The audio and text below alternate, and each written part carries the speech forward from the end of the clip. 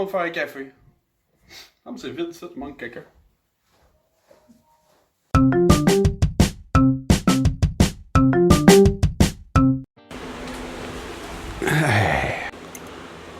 Ah, c'est que je suis tranquille aujourd'hui pour enregistrer, guys. Ouh!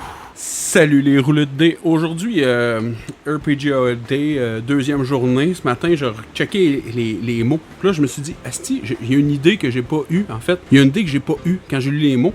C'est quand j'ai vu plan. Là, je me suis mis à penser à plan. Puis là, je me suis dit, c'est peut-être pas le mot plan. C'est peut-être le mot plan.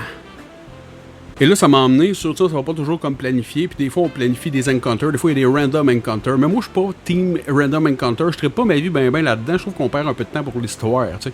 Mais à un moment donné, dans une histoire, il est arrivé quelque chose qui était assez cool pour le terme de semi-random encounter. Je sais pas si vous connaissez le Bag of Beans. Un thème magique assez intéressant. En fait, ce qu'il fait, c'est que quand tu le trouves, tu as des bins dedans, je ne sais plus combien exactement, mais tu en plantes une, puis au bout d'une minute, il se passe quelque chose aléatoire. Puis dans cet aléatoire-là, tu as un 10% de chance qu'il y ait des pink toads, là, des espèces de salamandres, grenouilles, je sais plus, roses qui spawnent. Et quand les joueurs touchent une salamandre, ils spawnent une créature. Là, ça peut être soit au choix du DM, soit ils peuvent rouler. Non, c'est pas vrai. C'est aléatoire au choix du DM. Les joueurs, eux autres, quand les espèces de petits salamandres rôles sont arrivés, ils ont touché, ils ont vu ce que ça faisait. Fait que là, ils ont dit non, on va pas tout gaspiller ça ici aujourd'hui.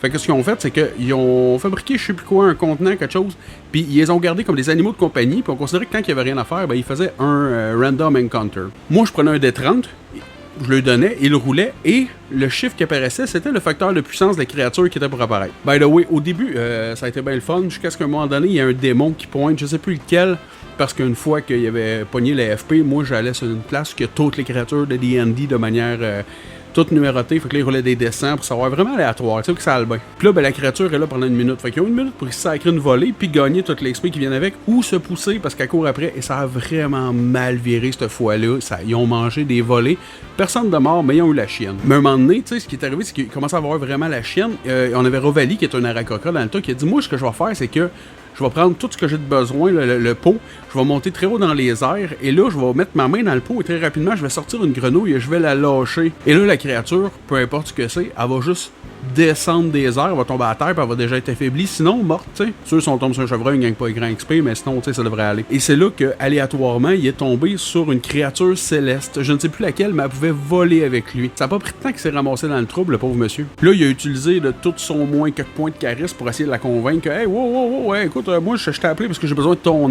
aide, tu sais. Puis il a dit, ok, mais pourquoi? Il avait bien roulé quand même. Puis là, il a juste dit, ben, je sais pas encore, mais je pourrais avoir besoin de toi. Il a dit, tu m'as-tu dérangé pour rien? Puis il était bien gros dans le, oh non, tu sais, puis il en est suivi une espèce de conversation où il essayait de le convaincre qu'il aurait besoin de lui un peu plus tard, il voulait savoir s'il pouvait se fier sur lui, puis il a super bien roulé, ce qui fait qu'à ce moment-là, il savait qu'à un moment donné, il pouvait faire appel à cette créature céleste-là, puis elle viendrait l'aider. Et je sais que c'est arrivé, mais je me rappelle plus quand.